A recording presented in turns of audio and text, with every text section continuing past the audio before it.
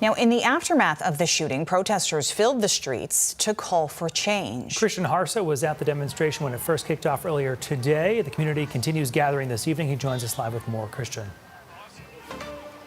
Hi, Brian and Amanda. The crowd gathered here shortly before noon and has been here ever since. There's been, as the crowd has grown and shrunk over that time period, but it is once again growing as more people start filtering in down here at Mechanics Park in Biddeford, only about a quarter mile away from where that scene is that Sam is currently at.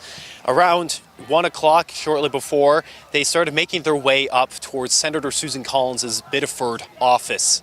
That is on Main Street. They marched their way up there, and in front of Susan Collins' office, there's a double door. As you would see in many buildings, the front door, they opened up and they went into the foyer area where there's the second double door.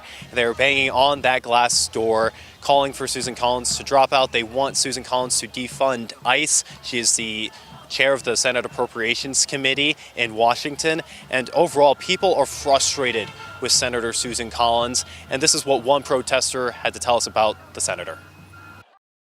Yeah, I want her out of office for sure. She doesn't deserve to be there. She's just basically, she votes 96, 98% with Trump. She's allowed for bills to go through that are hurting people. She hasn't done anything to try and stop ICE as it works in Maine.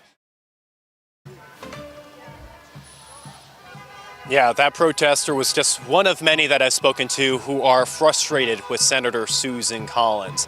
And we're going to see more protesters likely gather here. There's going to be a vigil later tonight at 7 p.m. And we've also just recently spoken to the mayor of Biddeford. We'll be hearing from him at 6 p.m.